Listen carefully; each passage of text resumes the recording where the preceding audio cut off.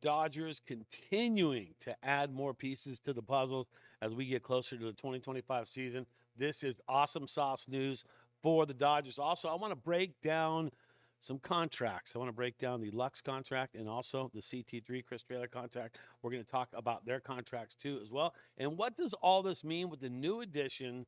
What does this mean for Kike Hernandez and his chances of coming back to the Dodgers for another season? Let's get down to business.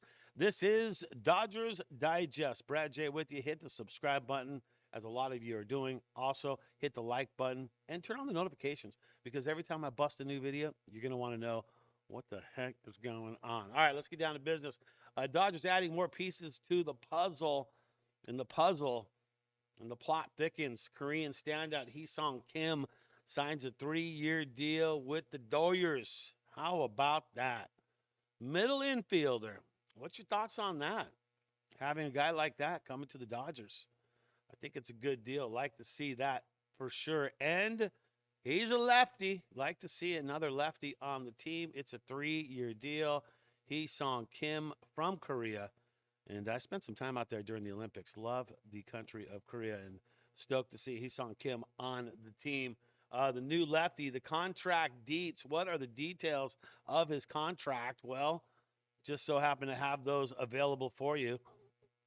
The Dodgers have agreed to the deal with the Korean infielder. The team announced this, did this on Friday, so that's yesterday. The deal is a 3-year guaranteed $12.5 million with an option for the 28-29 season that it can increase the value of the deal to $22 million.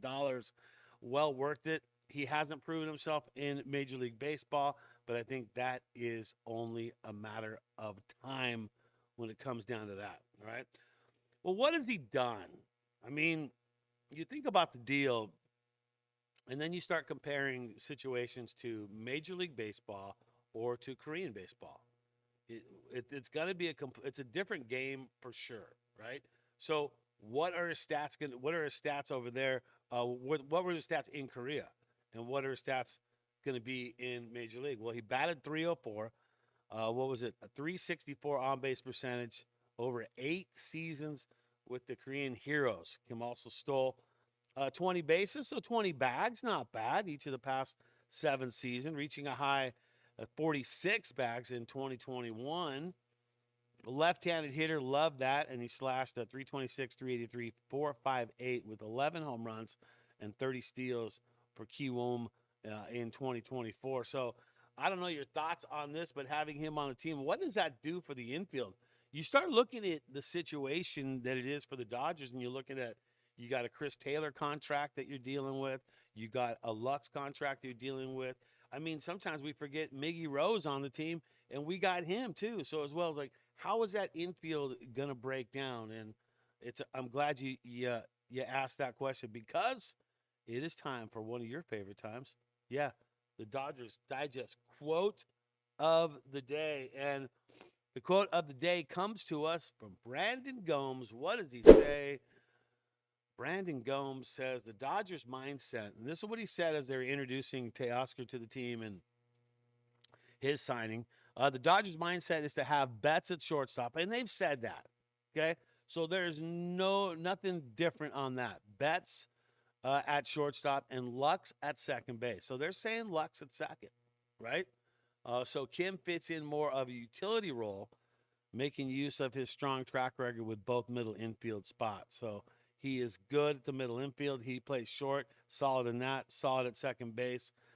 But then you got to start wondering, like, okay, is Lux the guy? If this guy's hitting lights out, is Lux your guy? Are you married to Lux at second more? Is Lux more of a backup and Kim comes in? So you don't know this. Spring training is going to mean a lot, but you don't know this until that is all decided. So no matter how you think of it right now, that's how they've been looking at it. And then you've got to look at contracts too. You got to look at Lux. Is he desirable for a trade? Is Chris Taylor, is he desirable for a trade? Right?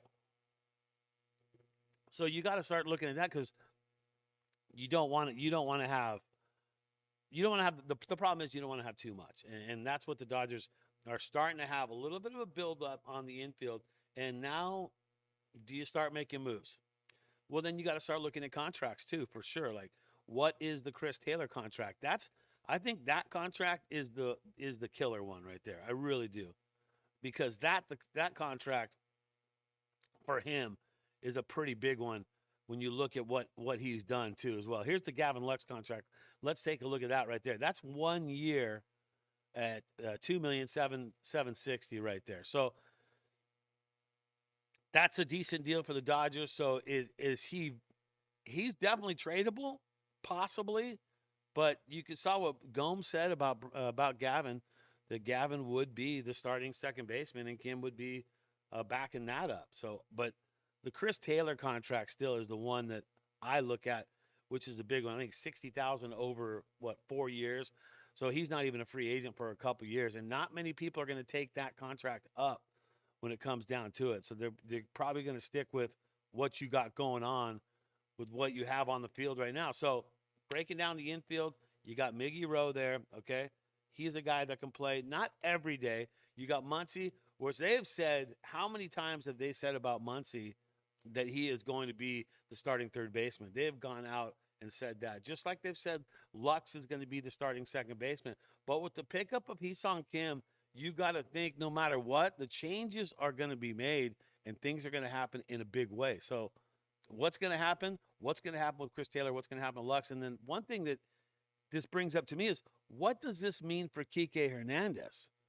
Does Kike Hernandez have a spot on the team? Is there a place to bring him in? It seems like you're getting overloaded with outfielders because you're going to have to make some decisions there where Kike can fill in the outfield. And then you got the infield you're dealing with, and you got a lot of guys stockpiling now, and you got Ha-Seong Kim, who is on the team now for 3 years at that contract. So depending how he does in spring training, I think all this really comes down to that when it's right down to it. But Kike Hernandez, I got to think that there's a chance that he is not going to be a Dodger, and it's probably a pretty good chance. And you hate to see that because he's a solid dude. He's a spark plug for the team. You want him on the team for sure.